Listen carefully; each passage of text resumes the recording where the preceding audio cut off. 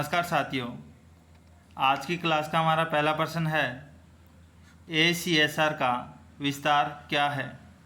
तो साथियों, ACSR का जो फुल फॉर्म है वो क्या है? एल्यूमिनियम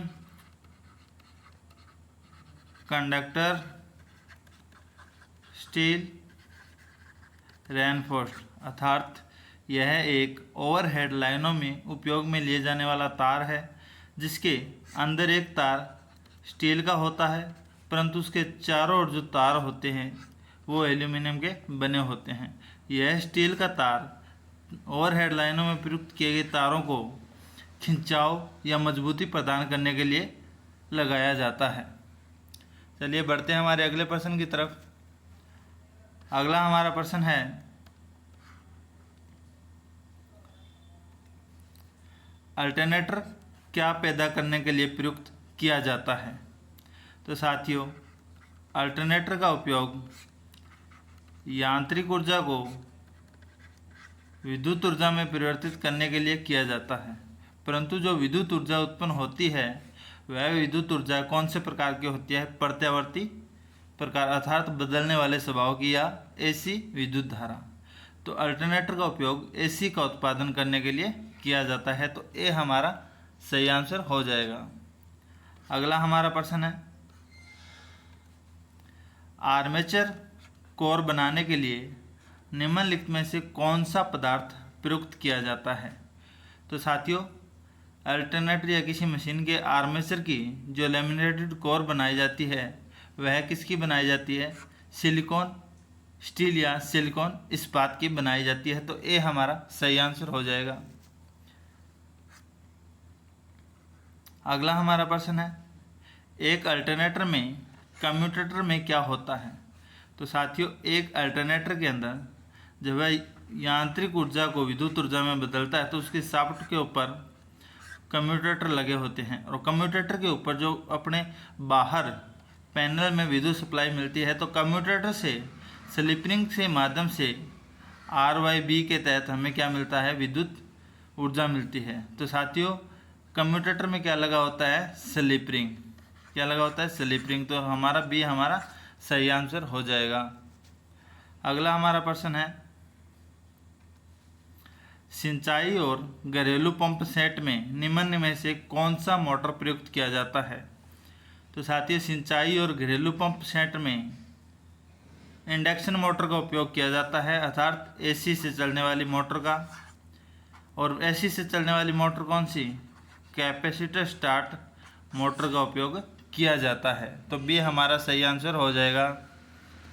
अगला हमारा प्रश्न है, स्क्विरल केज इंडक्शन मोटर का निम्नलिखित में से क्या लाभ है। तो साथियों, स्क्विरल केज इंडक्शन मोटर का निम्न में से एक ही लाभ है, कौन सा? मजबूती और रखरखाव की कम समस्या होती है। चलिए बढ़ते हैं हमारे अगले प्रश्न की तरफ।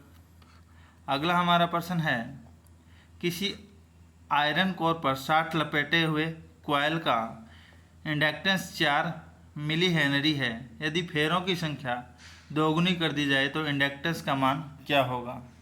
तो साथियों, इंडक्टेंस का मान इंडक्टेंस को दर्शाते हैं L से, अर्थात कुंडली, और उसके अंदर जो निर्भर करता है वो किसकी निर्भर करता है? फेरों की संख्या के वर्ग के समानुपाती।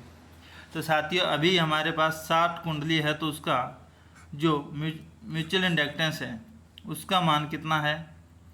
4 मिली हेनरी। अगर यदि फेरों की संख्या दोगुनी कर दी जाए तो यहाँ पे भी क्या हो जाएगा? स्क्वायर, अर्थात 4 चौके 16, तो पहले की अपेक्षा 16 मिली हेनरी इसका क्या हो जाएगा? इंडक्टेंस हो जाएगा। अगला हमारा प्रश्न है, एयर कोर इंडक्टर का इस्तेमाल किस में किया जाता है।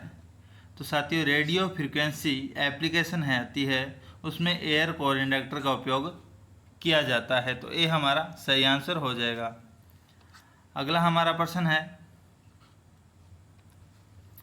कंडक्टर्स की बडलिंग मुख्य रूप से किस लिए की जाती है। तो साथियों, कुंडलियों के अंदर प्रतिघात को कम करने के लिए कंडक्टर की बडलिंग की जाती है। अगला हमारा प्रश्न है, उच्च आवृत्तियों पर कंडक्टर की सतह के साथ धारा प्रवाहित होती है, इस घटना को क्या कहा जाता है। जैसे ओवरहेड लाइन, जो उच्च आवृत्ति की लाइनें हैं साथियों, उसके अंदर जैसे इसके चारों ओर क्या एक कोर बन जाती है, जिसे स्किन इफेक्ट बोला जाता है, अर्थात स्किन प्रभाव। उच्च आवृत्तियों के जो चालक होंगे उनके सतह के ऊपर या सतह प्रभाव के नाम से जाता है। यह चालक में धारा जो प्रवाहित होती है उसका खपत करता है। तो सी हमारा सही आंसर हो जाएगा। अगला हमारा प्रश्न है, म्यूचुअल इंडक्टेंस किस में मापा जाता है। तो म्यूचुअल इंडक्टेंस हेनरी में मापा जाता है, जिसका प्रतीक क्या है, एच है। अगला हमारा प्रश्न है, दो 400 मिली हेनरी कॉइल L1 और L2 के कपलिंग गुणांक के का गुणांक 0.3 है, के बराबर है, तो इसके म्यूचुअल इंडक्टेंस का मान क्या होगा। तो साथियों मैं आपको बता देता हूँ, कपलिंग गुणांक का जो फॉर्मूला है वो है के, जिसको कपलिंग गुणांक कहा जाता है म्यूचुअल इंडक्टेंस बटे दोनों कुंडली का L1 और L2 का गुणा। तो यहाँ पे दोनों जो कॉइल है उनका मान कितना दे रखा है, हमें के का मान दे रखा है, कपलिंग गुणांक या युग्मन गुणांक का मान 0.3 बराबर m हमें निकालना है। इसका मान कितना दे रखा है, 400 मिली हेनरी दे रखा है।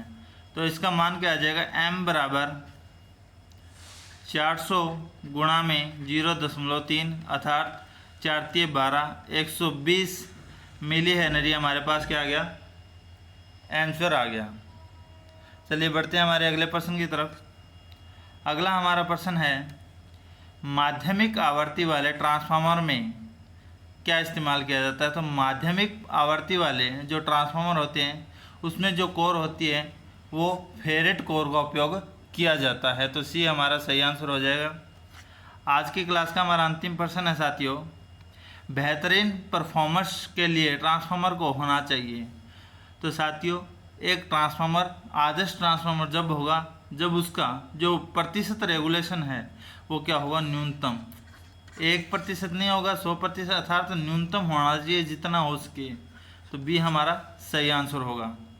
तो साथियों आज की क्लास में हमने 15 इलेक्ट्रिशियन थ्योरी के महत्वपूर्ण प्रश्न पढ़े हैं। अगर आपको मेरी वीडियो पसंद आए तो मेरी वीडियो को लाइक और शेयर ज़रूर करें। आज के लिए इतना ही साथियों, धन्यवाद।